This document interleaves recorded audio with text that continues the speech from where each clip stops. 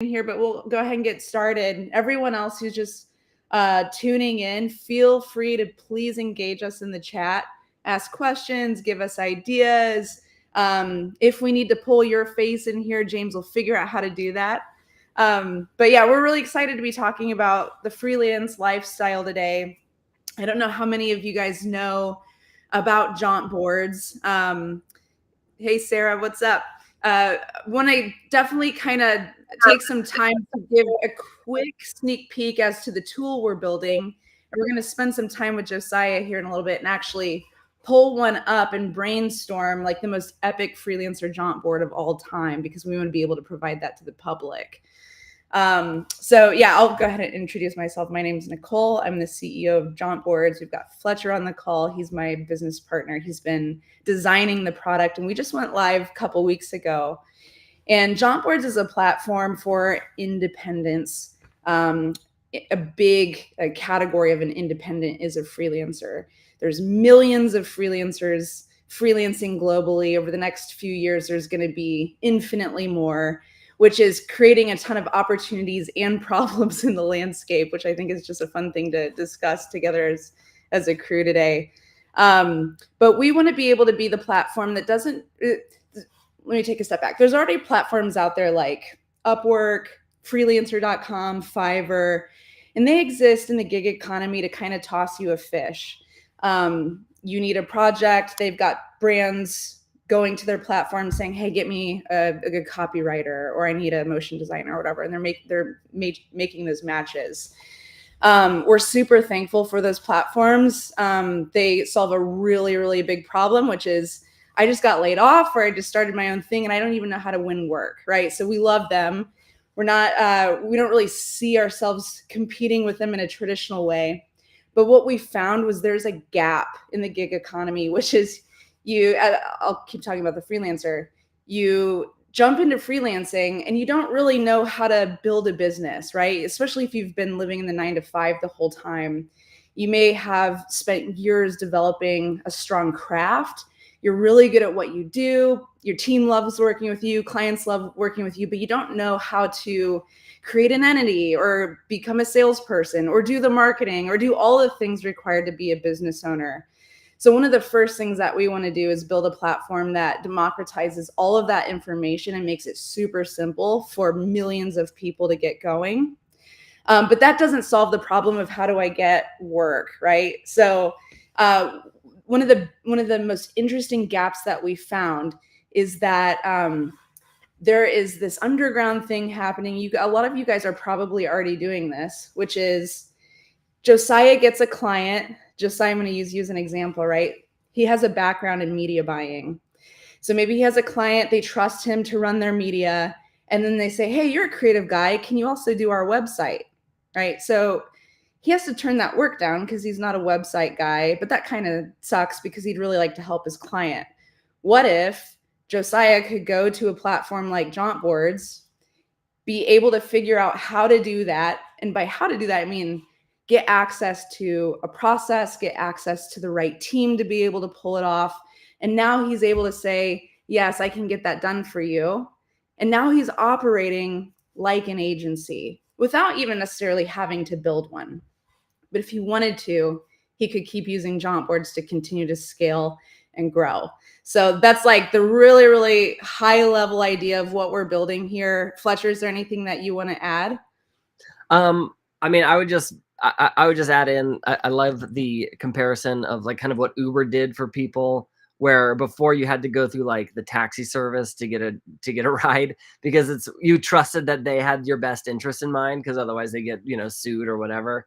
And what I love what Uber did is it put in people's hands like a way for you to communicate to a driver and have a shared trust like relationship. So you would be willing to get into their car, which is like what every parent in the world tells their kids not to do. It's like, don't get in a stranger's car.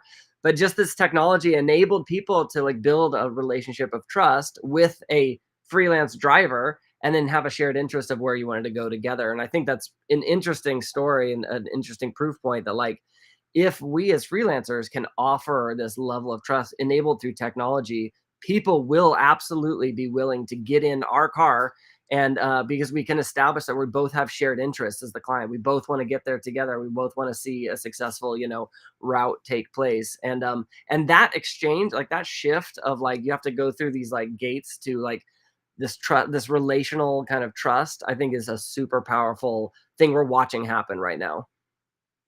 Yeah, that's a really good build. And I think one of the things that really like slows people down in the beginning when they're jumping into freelance is like, obviously there's a lot of things that need to be done to set up your business. We're going to look at that in a second. But like there's it's hard to discern what's actually like really critical and what's unnecessary. Like I have literally seen people not be able to get work for months because they think they need a logo and they're waiting for some designer that they found to like design that. And it's like, no, what are you doing? Right. So we want to be like, anyone could go to Chat GPT and be like, what's the process for starting my own freelance company? Right. Like, we want to be able to provide the nuance. What actually is essential? Who should you go to help you get this thing done? How do you level up? When's the right time to do that? That's really the space that we're interested in. The hacks and the cheat codes, like the human side of it, because you ask Chat GPT or even a well-written article about like how to do a startup, and it's so dry and like, it's just impersonal. It's not really actionable. But people have a story and they can actually help you cut through, what clients to take on, which ones not to. I mean, an article just won't do that. They'll just be like, everyone is a unique story and they're all blessings to your body. But, this is actually where people can connect and actually share their nuanced, intelligence. Yep. Sweet. All right. Well, Josiah, I want to give you a chance to introduce yourself and kind of tee up what you're hoping to do with the group today. Yeah, sure. Yeah, I'm Josiah. And I think this is great. I think like 80% of this call is old East Nashville WeWork people. And I think about, what's up, Tim? Years, it's been years. So yeah, I think like what Adam Newman, financial management aside, did is something actually similar to what we're talking about here. Is like he provided a container for people to be able to connect and mind meld and create something bigger than themselves. And that I don't personally think that WeWork provides that anymore. It's like it's gone up market, and a lot of the WeWorks here in New York are filled with corporations. And it's like I've been scratching my head after quitting my corporate job a month ago.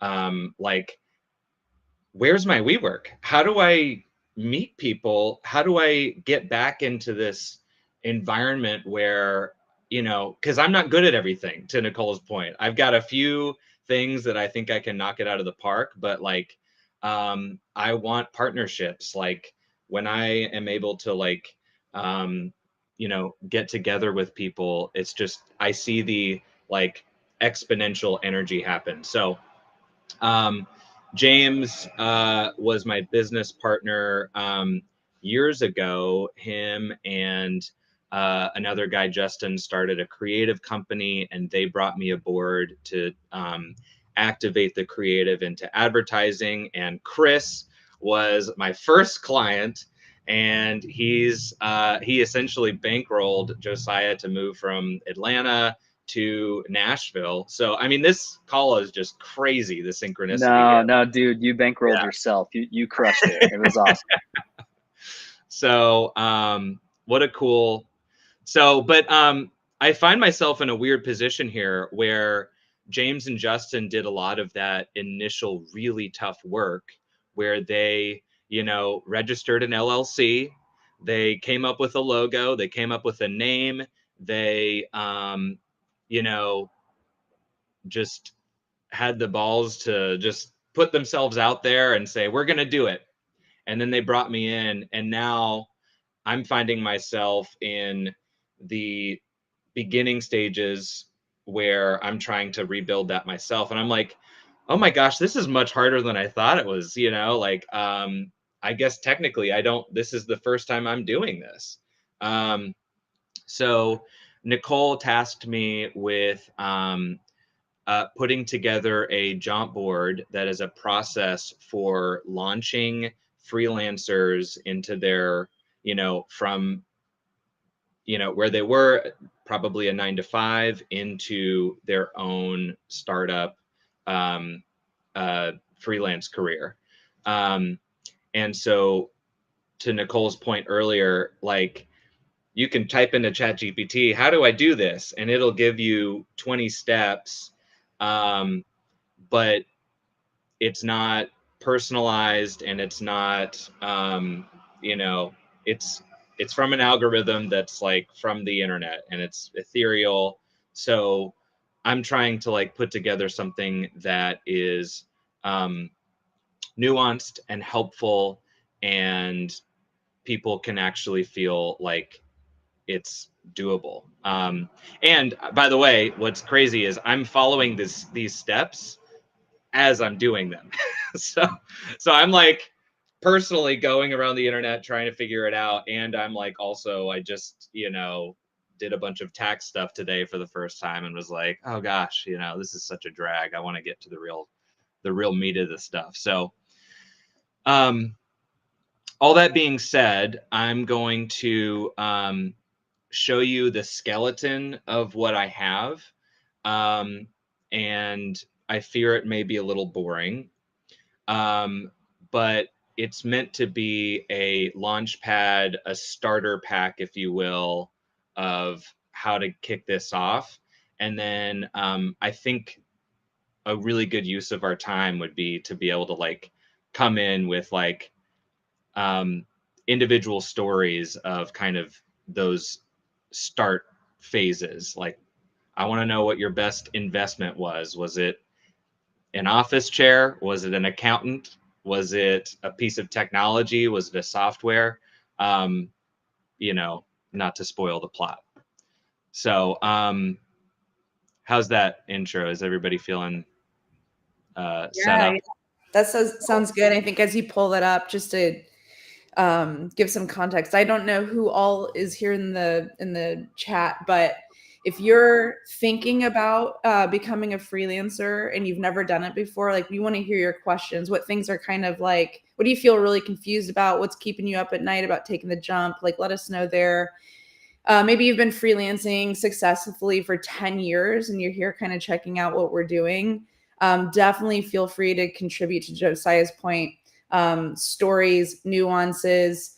And as you'll see in the Jauntboard, we're going to be documenting a process to help someone accomplish this goal.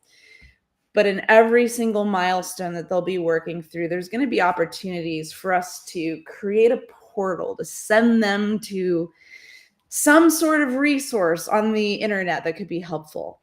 Maybe it's a PDF, like a guide. Maybe it's an article that exists on someone else's website. Maybe it's a YouTube video.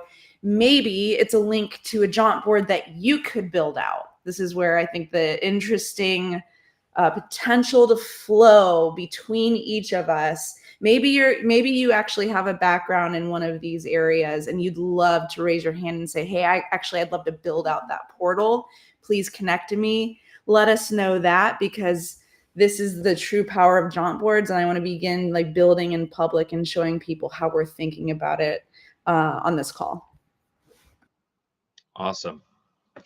Yeah, so opening up what we've got so far. This is work in progress mode, so being vulnerable, sharing something that I don't think I would, it's not published yet. But yeah, so right now, I have essentially, how many phases do we have? We've got 3 phases so far. It's essentially like preparing with finances first. This is from personal experience, needing to make sure that I had a runway and finances figured out before I made the leap. And then actually setting up the business. To Nicole's point, like, do you need to wait 3 months till someone completes your logo? what are the core things that you need to set up your business, and then actually building your business plan. What are the core things that you need to have in here to actually get your first client? Oh, the rest of it loaded. And then a lot of people focus on like this component, but again, to Nicole's point, like maybe it's not the biggest priority as you're, going. It's a huge priority, but like what other steps in the process are loom larger than, getting stuck in fonts and colors and things like that. Selling is huge. Being able to actually go out and get clients. How do you do that? And then this is, I think, my personal favorite zone is, and this is something that I'm personally working on, a service that is essentially this zone called Hack Yourself. What this means to me is, okay, so you've got your brand, you've got your business plan, you've got your target audience, you've got your list of services or products. Now, how do you project manage it yourself? How do you manage your time? How do you get, do you go for a co-working space or a home office setup? What's your personality? How do you work the best? I'm not sure if this will make it into the final starter pack Jauntboard because it may not be, exactly 101 stuff, but we'll be discussing that. And then once you've got your clients, how are you managing them? How are you setting expectations? How are you getting feedback? How are you growing and iterating? And then with Jauntboards, there is the opportunity. This is so cool and so generous. There's always a call to action button where you can actually, go out and get billable work. So if you are building your own Jauntboard, someone can read through and be like, yes, this looks great. Please help me with all of these things. You can actually, set up time for your own services at the end to, actually sell yourself based off of the Jauntboard that you've created. So that is the overview of what I'm hoping to create. I wanted to get some initial feedback on, like, for those of you who have started from 9 to 5 specifically to freelance, what was like some of the biggest issues that you had, and then like personally, and then what was like your biggest win, maybe like your biggest issue initially and your biggest win in that first phase, if you can remember.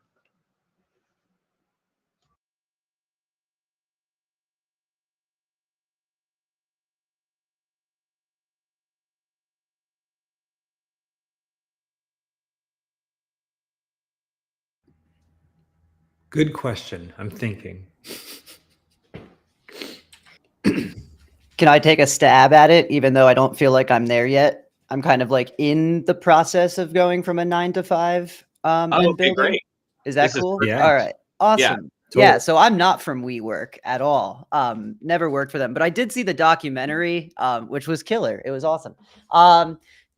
Right now, I was at a 9 to 5 like 11 days ago, and then I got fired. Cool. And I share that. I don't like, it's totally fine. I already had an LLC before, because I had been laid off before, right? So I knew that I needed to start building a brand.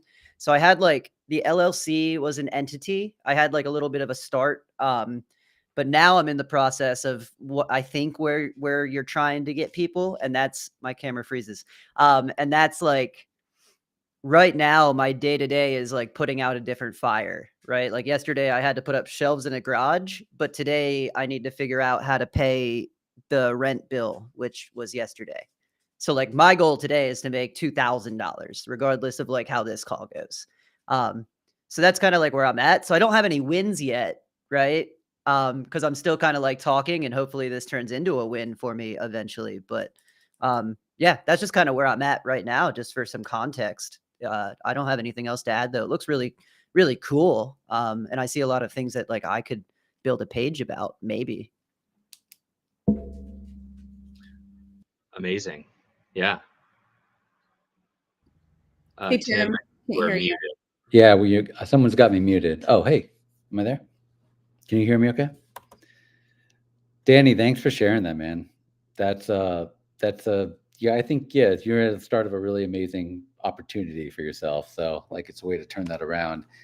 A little bit about me. I used to work at Red Hat, and I was running the video and film department there, and I was doing that for about 4 years. Well entrenched into the company and stock options and feeling good about things, but I just kept on getting like the same projects over and over. And so it's like, I just feel like I'm getting stuck here. And so I foolishly or bravely made the leap, quit my job and started doing freelance. And I've been doing it for 15 years now. And I think one of the things at the start, I've been like trying to sit here, like remember what it was like when I did that. And I would say one thing, Josiah, I love that framework, and a lot of the things, like seeing that list really kind of like reminded me of some of those things. I think the top one for me is probably in that hack yourself category. And it's maybe before that is like understand yourself and really be honest about what your strengths and weaknesses are. When I was at Red Hat, I was like a one-man band. They were sending me, I was filming, I was like interviewing, I was coming back and then editing and then, publishing. And ultimately, like over the years, I've had to kind of like really identify like, okay, what are the things that I really love to do and that I would love to continue to do? And what are the things that I kind of have to do to like make ends meet sometimes. And so I kind of segmented my like freelance self in a way. I found that I, really loved editing. I love storytelling. I love being in that, like the moment and documenting stuff. But then I also had to go and make a pharmaceutical video every now and then. And in the beginning, I didn't have an LLC. I was just a contract, just a freelancer. And I would say that's something too, like a lot of that stuff feels really daunting. The idea of like doing an LLC, getting this and building all these like brands and websites. I didn't have any of that when I started. I just had the people that I knew and the relationships that I had made while I was at Red Hat. And that's probably the greatest thing I took from working at Red Hat, was making like these real connections with people. And then when they left Red Hat, they'd be like, oh, who did that video at Red Hat when we were, oh, that's Tim. Let's see how he's doing. Maybe he can help me at this other company. My entire business has grown that way, like completely. Like I don't do marketing. I barely have a website. Like but I have I eventually did an LLC because the tax thing didn't make any sense. And so I think it's probably a good thing to do, but it shouldn't be the thing that stops you from starting freelance. I think, reaching out to people, really being clear about what you can do and what you can bring to the table, and being honest about that, was that was the biggest thing for me. And building the business, getting an accountant, all that stuff kind of came later once I kind of got my feet steady in this, like, in the rhythm of freelance, which is you kind of have to really be flexible, because there are times you're not going to have any work for like, months. And there's also times when you don't have like when I left Red Hat, I didn't leave until I had a 3-month runway of no work at all. But when you're laid off, you don't have that luxury. So you can't always so I think it requires just a ton of flexibility and a lot of creativity. Yeah, that's kind of those are where my thoughts are right now. I think maybe setting up some kind of initial, like, maybe crossroads, be like, if you wanted to go and build out the LLC and really come out as a full-fledged business, or you just want to get going and start taking on projects, and what are some of the things you need to do, like, when you're doing that? I'm like, honestly, like, when I think about one of the things that I tell freelancers is be responsive. That's my biggest tip. It's just like, be the first one to respond to the email. Like, if they send you an email or they text you, don't let it sit there. You're not on a dating app. Like, they make it a conversation. And so much of my work has been because I just emailed faster than other people. And they're like, oh, like, I can't tell you like how many times I get a response saying, oh, thank you so much for being so responsive. And I'm like, been doing that. That's just what I do. And so, like, you have time to sit there and make an email and make it a priority. And you might not even know, like, I entertain every project, even though half the projects you'll see on my site represents a very small amount of my work that I've done.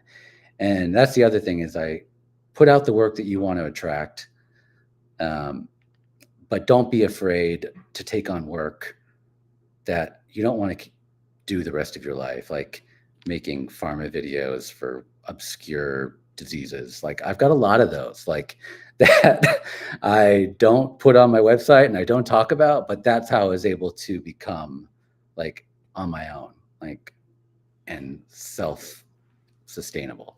Yeah. Really Thanks for that, Tim. One of the things that you said, it was like my first note for Josiah to respond to his board, is like, for me, my initial question was like, am I jumping into freelancer as Nicole, or freelancing as Nicole Ayers, or as a brand, right? So I chose to come out as Jumpsuit. Actually, we had another name, we did a rebrand, but I came out as a company entity and not just Nicole, because I knew early on that I wanted to actually build a business where I could work with other freelancers. There's no right or wrong answer, and it doesn't mean just because you pick one now you can't, be the other. But I do think it's a different process, and it requires different level of effort. So I love that idea of like checking in with yourself first, of like, what's going to make me feel good, what am I dreaming of, and Josiah, for you kind of build out a flow that helps people know what's actually necessary. Depending on those two paths might be an interesting place to start. Yeah, that's great. Tim, also something that you had mentioned, which I thought was so good, is like just that exercise of knowing what you offer is so critical. I'm curious, actually, just show of hands, has anyone ever gotten work cold through their website? Or even, because I've been doing freelance for 18 years and I've had 0 people come in through my website. And so what's interesting about that is, like, I feel like a lot of freelancers I'll talk to that are getting into it, they feel like, oh, I just got to get the website up before I can start. And I just want to, like, wave the flag on that. Like, that is inaccurate completely. What you need to do, and Chris Doe, however you say his name, do you guys ever listen to him? He's incredible. Just an amazing guy. But he talked about, like, having handles, growing handles, right? And it's this idea of finger purchase, which is that, people grab the things that actually have a handle on them. And so the idea is to, like, grow handles on yourself, and that is defining what you do best. So when people go to reach for the cabinet and they want to grab that, deck design or infographic, they see that you have defined yourself that way, that you are actually saying you do that, right?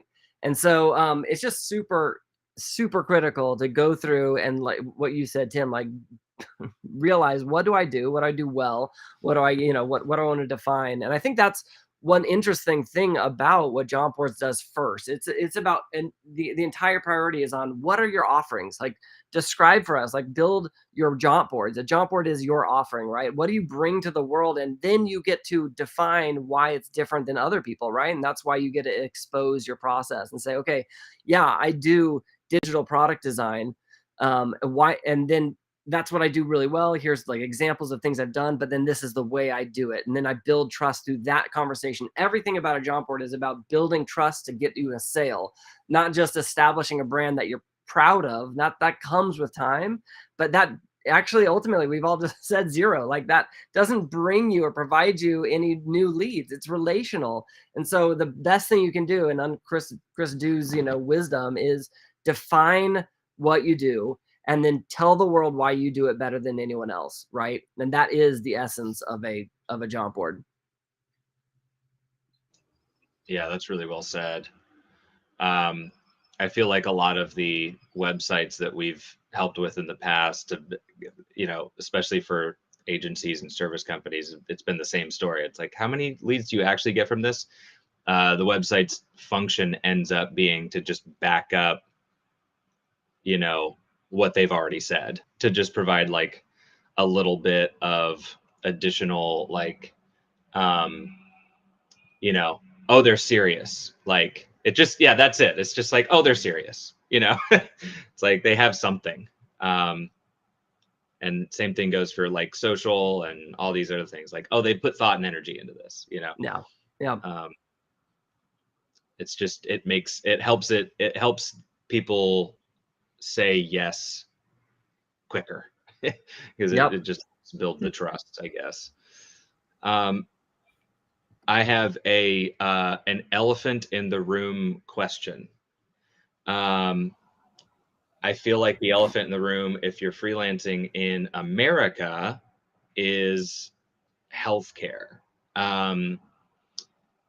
Does anyone have thoughts on like healthcare and insurance? I feel like that's usually the number one kind of like insecurity and fear whenever I talk to people who are like, yeah, I would do this and that lifestyle sounds great. I'm glad you can do it, but I am addicted to my like good old like corporate insurance. So how have you guys been able to address that?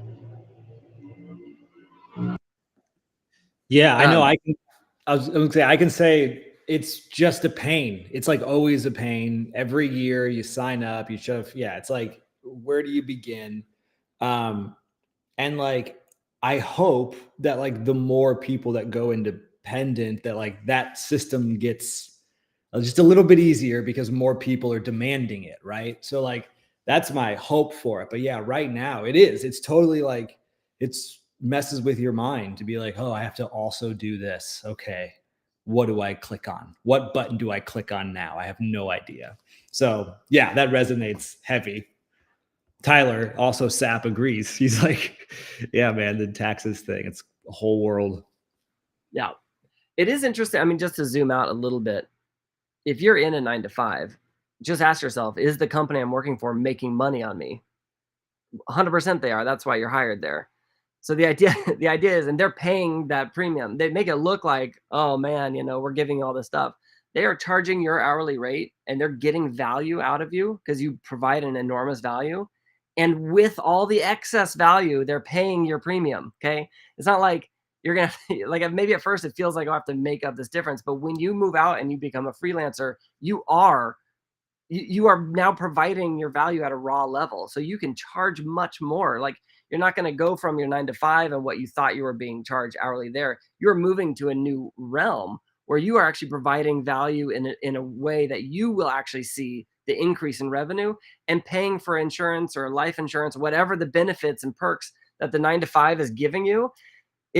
Those are like, an oasis. They're not actually real. They're figurative, because you will be able to provide that value for yourself and then some, because then the profits are yours, which is interesting. It's just an interesting mind shift. It's like that shouldn't be holding you back. That should prove to you how much more your value is when you move into freelancing. And you won't have to pay rent on a sky-rise building in the middle of New York or whatever, right? Like all of that profit becomes yours, which is just it's really interesting. That brings up another point on, I think, the mindset shift, paradigm shift from my company invests in office space, my company invests in my insurance, my company invests in my hardware, my laptop, my whatever, my software. And then when you start offering your own services, you have to start not just thinking about investing in your own insurance and healthcare, but you also have all these questions around hardware, software, accounting, lawyers, and things like that.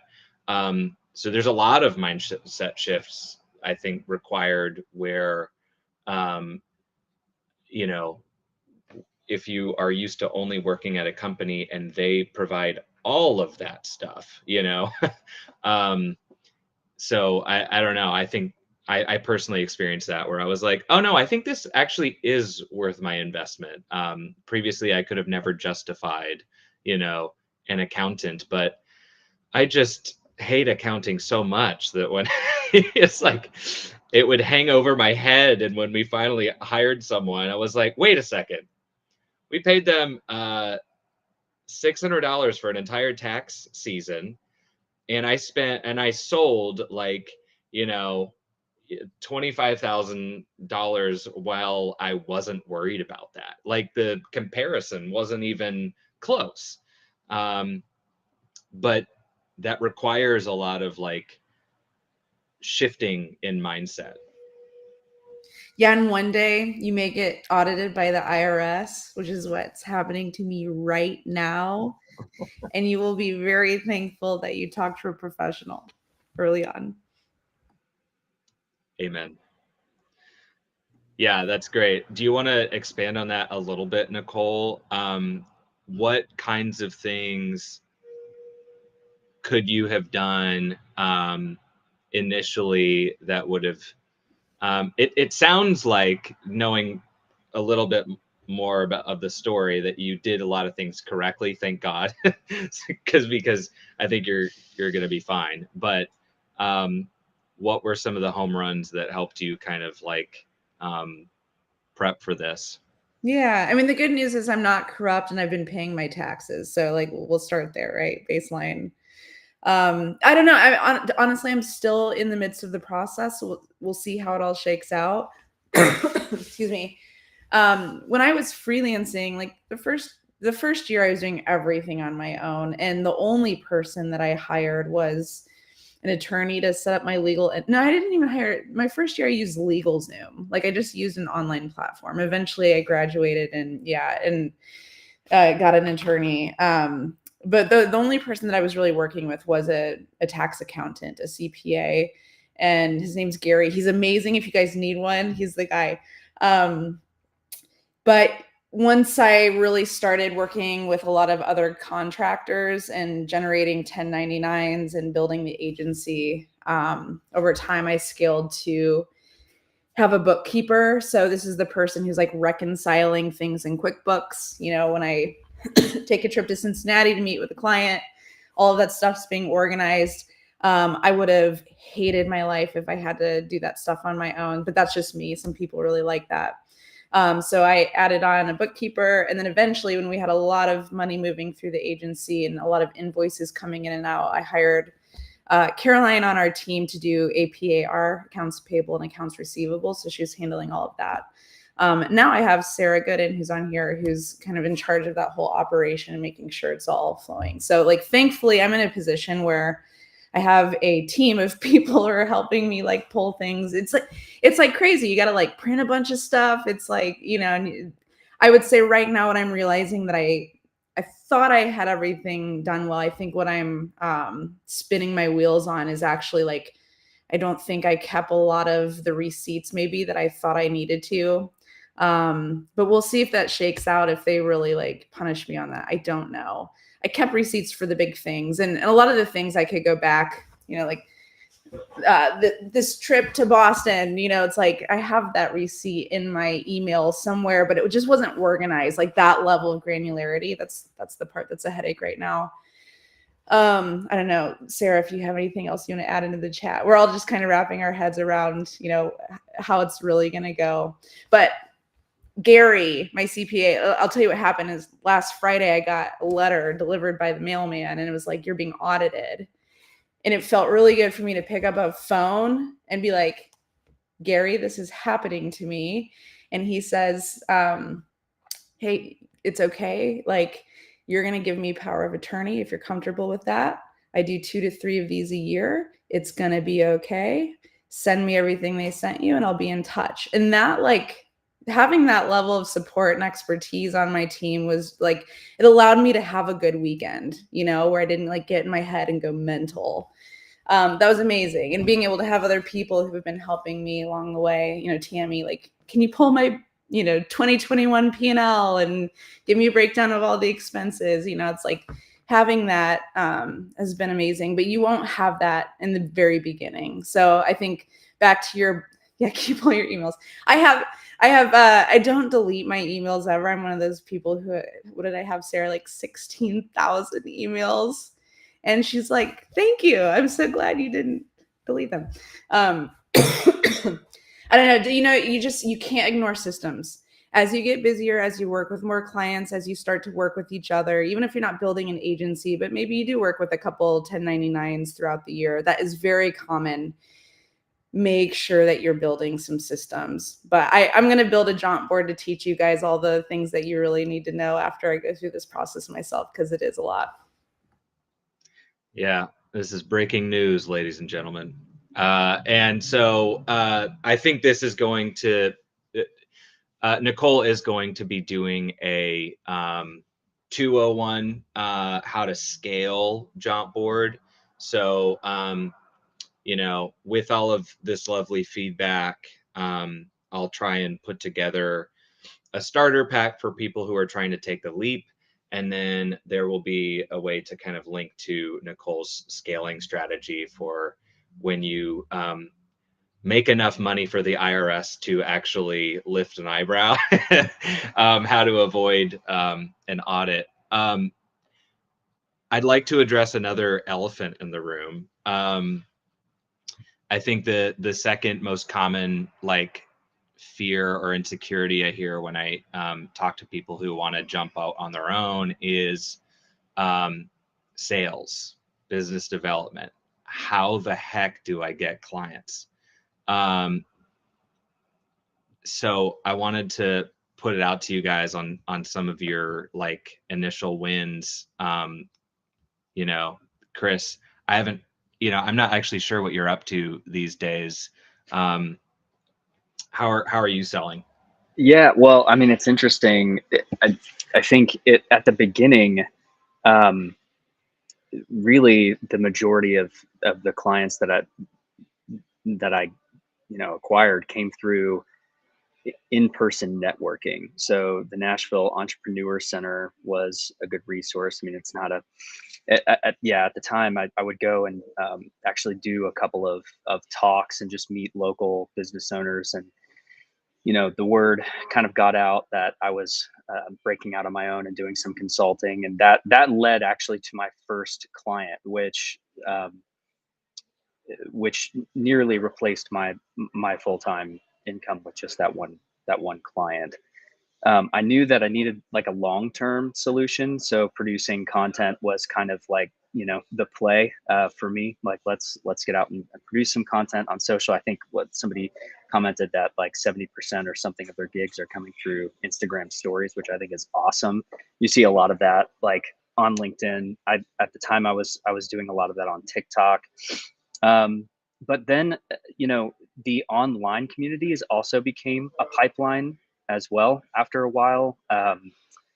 The, you know, Facebook groups, the forums, the communities where I'm just, you know, getting involved and asking questions and trying to provide value eventually led to people, you know, knocking on my door. So that was, you know, kind of a, in I didn't expect that I was going to be getting clients by providing value and feedback in Facebook groups and that type of thing. But it ultimately was a great way to acquire clients. And I think still, you know, to this day, there's one group, and I'm forgetting the name of it, but it's a paid community. It's the Sam Parr it's the one, the My First Million guys, whatever their big group is.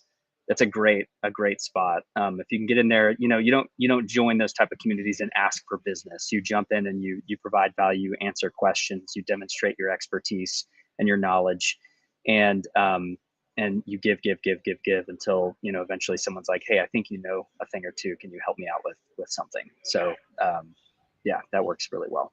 Yeah, Chris, that's so good. I want to respond to that because I think you made an important distinction is like you kind of went out on your own as a consultant, not a freelancer, even though maybe it kind of felt like the same thing at first. And there's a lot of different perceptions people have of the word freelancer. And a lot of it depends on, I don't know, like their context or past experience working with freelancers.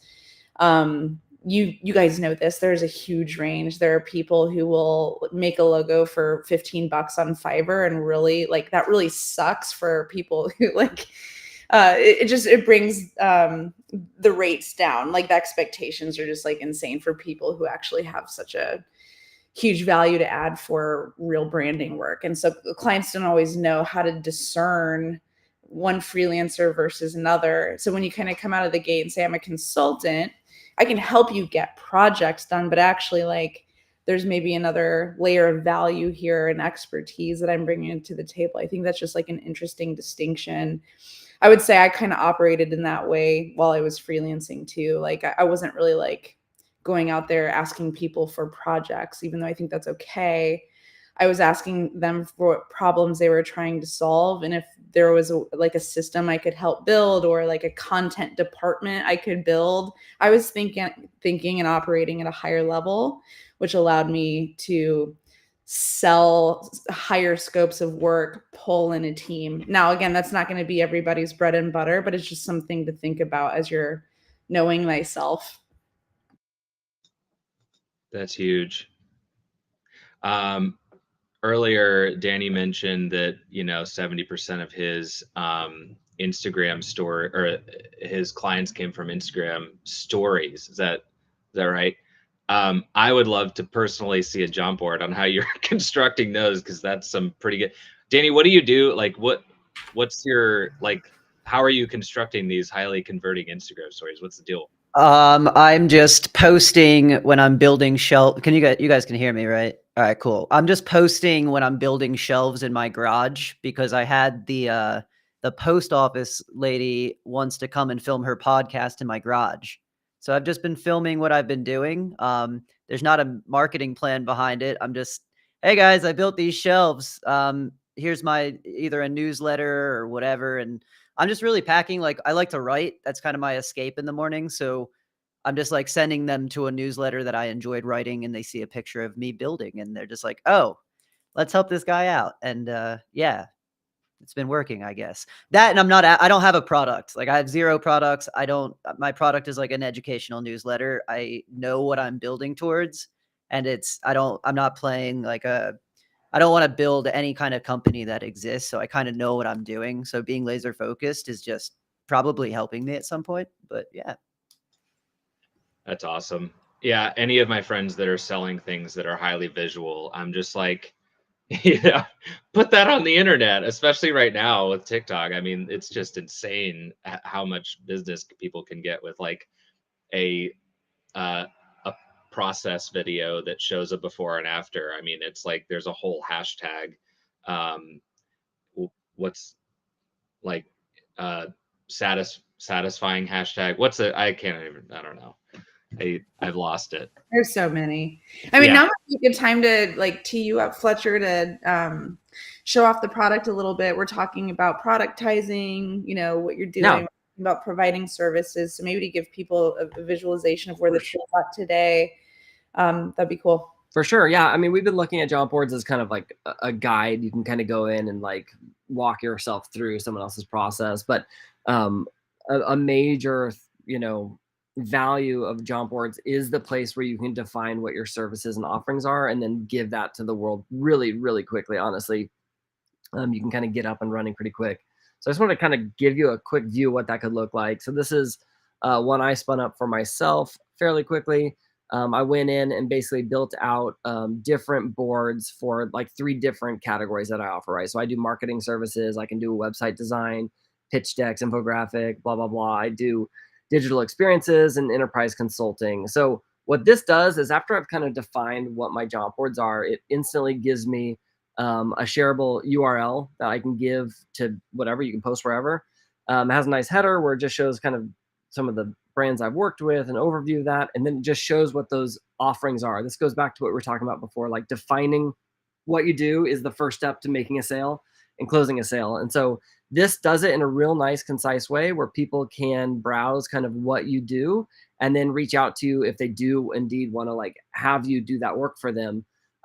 You were just seeing, there's actually a way to also gate these. So if you do want to offer something a little more passive than having to service these specifically, you can actually lock these job boards. And so that when the public goes in to view these, they actually have to unlock them either for an email or even for a price point. So you can actually make passive income or even build a list of people that might be interested and kind of give you a warm lead. So when you do reach out to them, you know, if they were interested or they unlocked your website design job board with an email, then you can reach out to them and say, hey, so you're interested in that. Let's do a one-on-one, book some time together.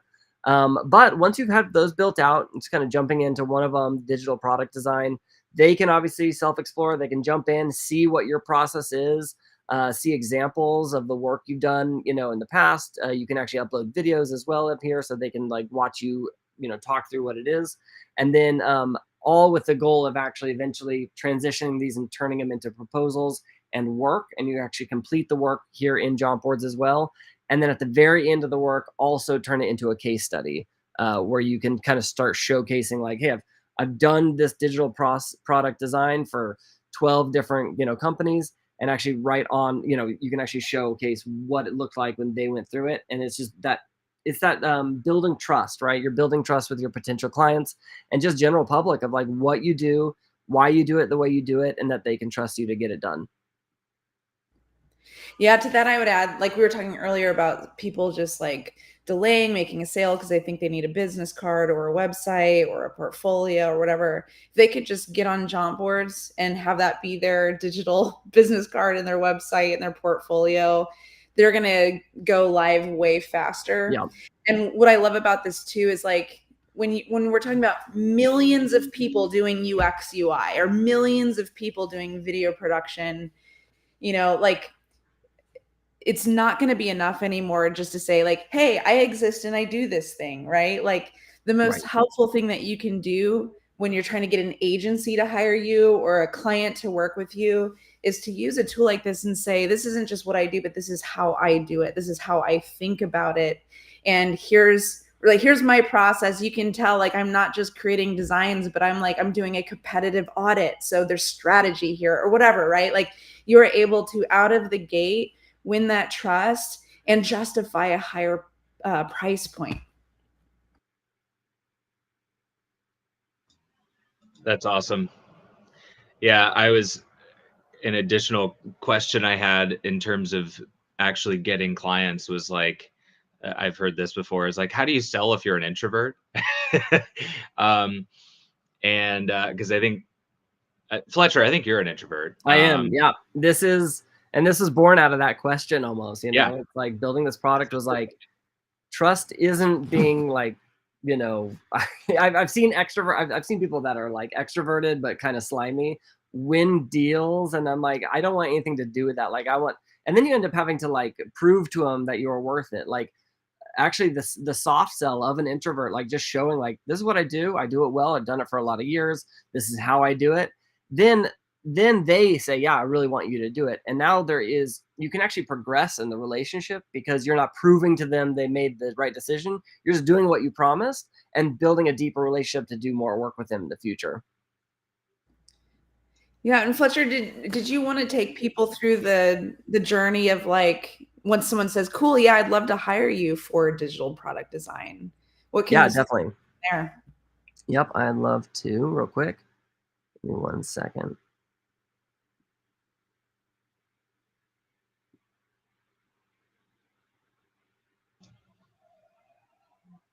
All right, I'll do it here in this one. So yeah, I'll just open back up that digital product. So let's say eventually, let's say someone is in fact interested in doing this work with you. You can see right here at the top, we have an ability to start a proposal. This is if you're fighting for the work, you can actually go in and put together a proposal for them. Let's do one real quick for Spectrum. So I'm doing a new site.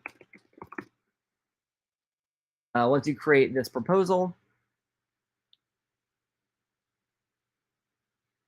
you'll be able to do a few things. So first, you can kind of go through and now customize this process to better fit what the client's asking for. So even though you say, hey, we're going to do all these things for discovery, a lot of times you'll find that when you move into the proposal stage, you'll need to kind of, you'll realize some things are the client will provide, or because of budgetary or time reasons, you need to skip entirely those processes. But this makes a nice subtle play that you are telling them the best way to do something. And if they are choosing to skip it, you don't have to remind them at the end of the project of maybe why the project went off rails, is because, hey, at the beginning, there was requests to skip certain things or requirements that the client was actually going to provide on this. So once you're good here, you can also add a deck. So you can link to like a Google slide, and that way they can view and have your voiceover in the room with them. But once you win the work, you actually move it over to a project. And then this project just basically is used as a client viewable 50,000 foot view of what you're going to go through and what you're going to do. And as you accomplish each of these steps, you can add in links to, the actual final deliverable for that step. And we actually provide you analytics as well. So when the client goes in and views those, or if they're sharing it around, you can actually track what's going on with each of those deliverables. And then finally, at the end, let's say you've completed, this entire new website for Spectrum. Like I said before, you can actually complete this project and create a case study. And this basically takes that same process with all those deliverables, puts it into a nice shareable format where you can show and hide different steps if they skipped them, or if they're proprietary to the audience. And then this share link, basically people can jump in. You can show people, hey, I've done this before. Here's what I did for Spectrum. Here's the final product. Here's all the steps and the deliverables along the way. And that just helps you loop back to sell more work at the end. So it's really fast and easy to kind of create these boards initially and then move them from proposal, active project, and case study.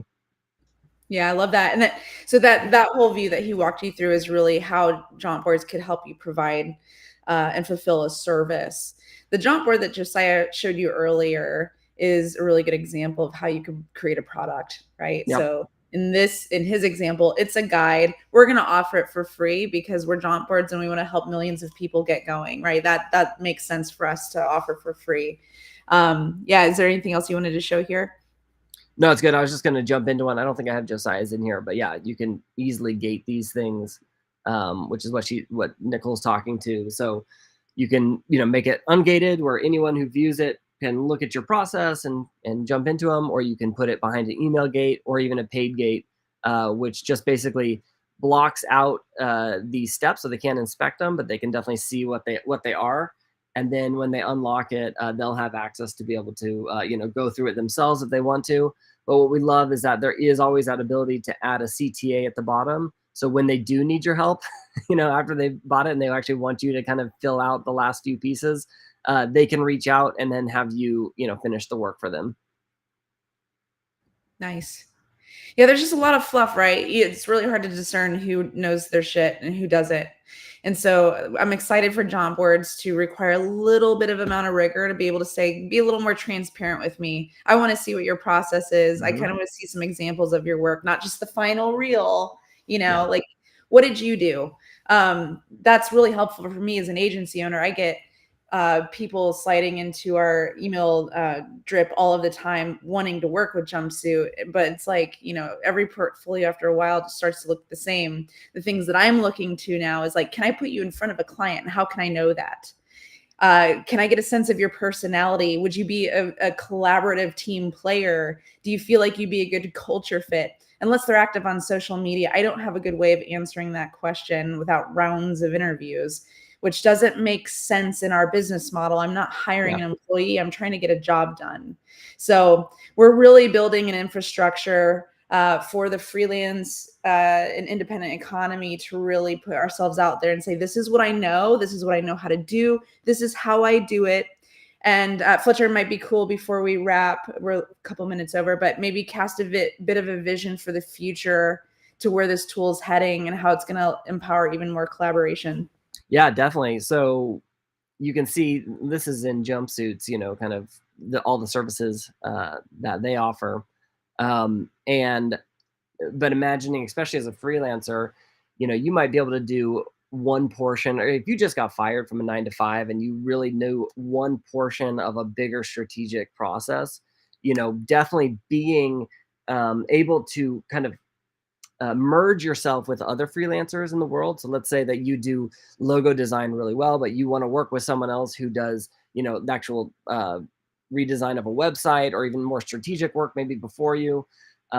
We feel like Jauntboards is going to be the place where once you've defined what your process is, you can easily merge yourself with other companies or other freelancers so that they can take responsibility for this phase of a work, and then you do the next 2 phases, and then, you know, someone else does the last phase. But allows us to, Nicole, what'd you call it? It's like Power Rangers, right? When they all like kind of self-align. You know, me plus you plus James. Yes. You know? Yeah. Yes, the multiplier there is amazing, but what that usually takes is someone who's like lording over all of that and saying, okay, James, now you do this, now you do this. But this allows us to self-align ourselves and understand our giftings and capabilities, and then merge your Jauntboards and your skill set with someone else's, and now offer a bigger suite of services to the clients that already trust you, and as well as, you know, the new partnership you've made, the clients that they have. So you can start to really begin to network within the clients you have right now by just connecting yourself to other freelancers who have other specialties.